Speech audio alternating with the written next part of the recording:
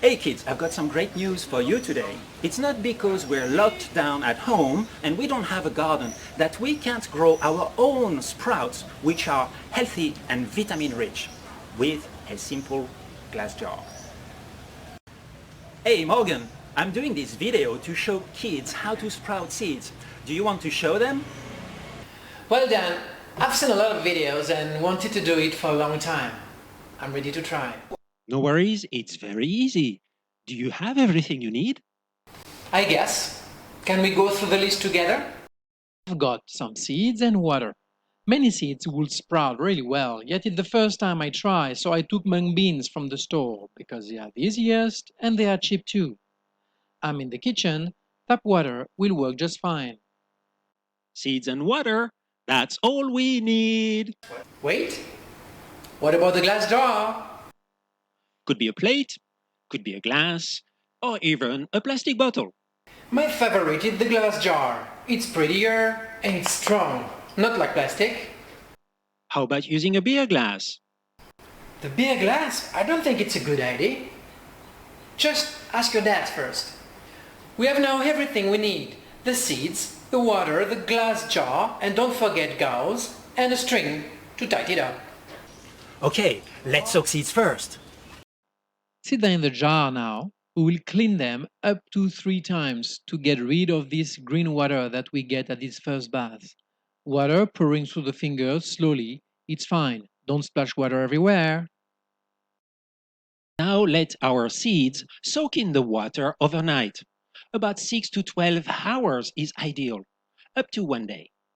And look what happens. The seeds have become a lot bigger and they've cracked their shirt, and we can even see the sprouts popping up here and there. Can you see them? We can already taste them now.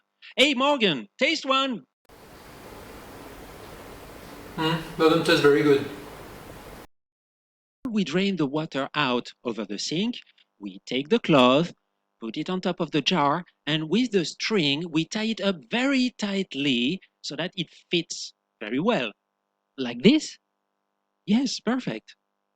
To keep as much airflow as possible within the pot, we flip it upside down like this on the side of a plate. This way water can drain out and air can still come in. And during the day, we're going to turn the pot over gently a couple of times to limit rot. And we also have to wash the seeds 2 or 3 times a day so that they stay fresh and clean. Here in this video we're just going really fast, but at home take your time, do it well, drain the water out well. We don't want too much moisture in the pot. And then we set the gauze back in position with the string, close them again, and flip them back upside down on the edge of the plate.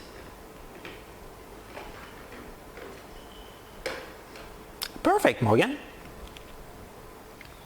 They can now be cooked whenever you like.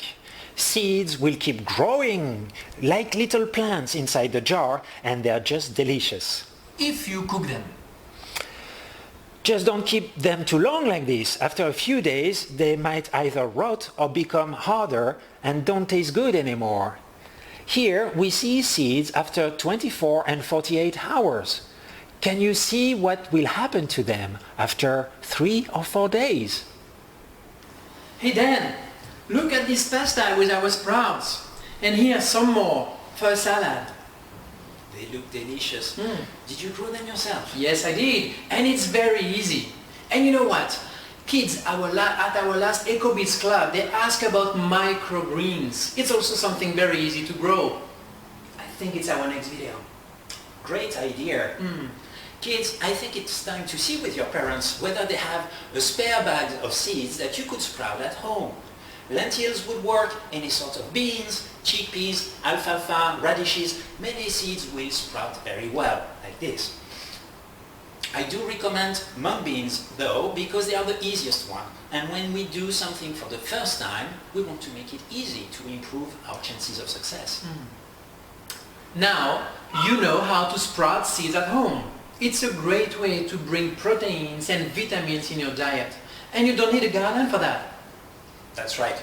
Garden or not, we will have many more videos about gardening activities we can do at home, whether we are locked down or not.